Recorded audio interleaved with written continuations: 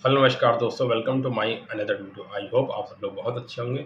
आइए आज एक और वीडियो की शुरुआत करें और बात करेंगे लोन राइट ऑफ होने के बाद क्या पुलिस केस हो सकता है क्या?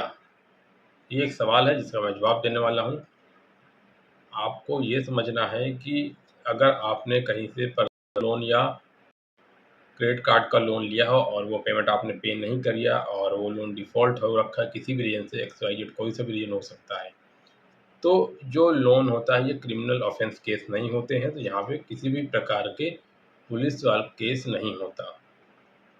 क्यों? क्योंकि अगर आपका लोन डिफ़ॉल्ट होता है, लोन डिफ़ॉल्ट किसी भी रीज़न से हो सकता है, आपके पास जॉब नहीं है, बिज़नेस नहीं है, एक्स वाई जेड कोई सा भी रीज़न हो सकता है। सबकी अपनी लाइफ़ में कुछ भी हो सकता है और बैंक को भी पता होता है कि हाँ जी, कल को कस्टमर अगर पैसा नहीं देगा और लोन डिफ़ॉल्ट होगा तो क्या तरीके होते हैं पैसे रिकवरी के। ये सारी चीज़ें जब बैंक और आरबीआई के बीच में कनेक्शन होते हैं, एनबीएफसी के बीच में सारी चीज़ें गाइडलाइंस होती हैं। तो उस कंडीशन में ये होता है कि अगर कोई कस्टमर कल को लोन लेता है और लोन डिफ़ॉल्ट हो जाता है, पेमेंट नहीं कर पाता, कुछ चैलेंज आते तो क्या होगा कि ये हो सकता है कि ईएमआई कम कर दें या कुछ टाइम के लिए मोहलत दे दें, भाई 3 महीने 6 महीने बाद आप पेमेंट कर दीजिए, या लोन को दोबारा से रिस्ट्रक्चर कर दें, ये तरीका हो सकता है, या लोन को सेटलमेंट कर दें, या ये हो सकता है। ये 4-5 तरीके होते हैं जहाँ पे किसी भी लोन डिफ़ॉल्ट पे आपके इस प्रकार की प्रक्रियाओं का रिकवरी की प्रक्रिया का पालन करना होता है।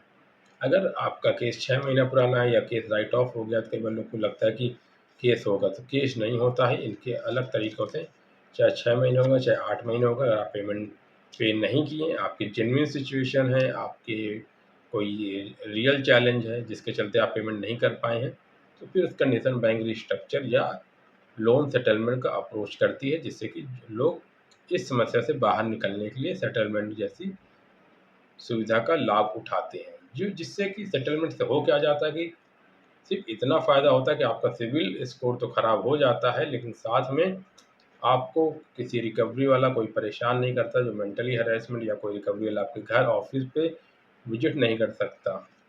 तो एक प्रकार से लोन बंद हो जाता है कम पैसों पे देके, जिससे कि आपका सिबिल फिर खराब हो जाता है। बट लेकिन ऐसा नहीं है, जब आप भविष्य में आपके पास कहीं से पैसे अरेंज हो जाएँ, तो आप अपने इसको सिबिल को ठीक करा सकते हैं दोबारा से पूरा पैसा वापस करके।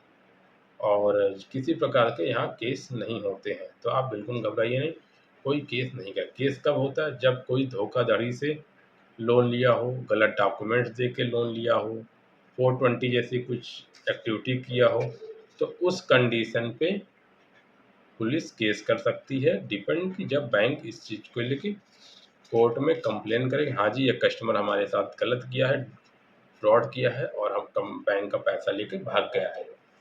तो उस कंडीशन पे पुलिस को कोर्ट की तरफ से कुछ ऑर्डर वगैरह जब मिलते हैं तो उनको फॉलो करते हैं, अपनी अलग प्रोसीडिंग हो।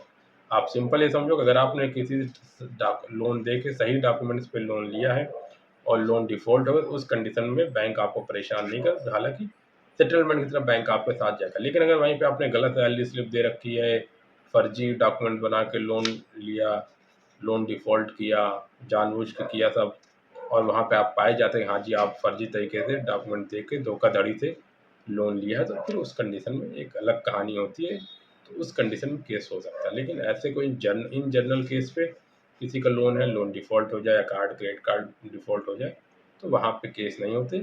और बस यही होता है कि 4-6 महीने बैंक वाले आपको परेशान करेंगे, legal notice, record notice, demand notice, ऐसे नोटिसें आपको भेजते रहेंगे। जब ये सारी नोटिसों का जवाब उनको लगे भैया नहीं मिल पा रहा, कस्टमर पैसा देने की कंडीशन में नहीं है, बार-बार आपसे पूछेगा कि आप पैसा जमा कर दीजिए, लेकिन आप पैसा पे करने की हालत में नहीं हो, तो फिर बैंक यही कोशिश करता है, भैया चलो आप इस लोन को सेटलमेंट कर लें, और फिर बैंक आपको सेटलमेंट के लिए अप्रोच करना शुरू कर देता है। जब आपको सेटलमेंट के लिए बैंक अप्रोच करना शुरू कर देता है, तो आप फिर सेटलमेंट करा के इस समस्या से बाहर निकल सकते हैं।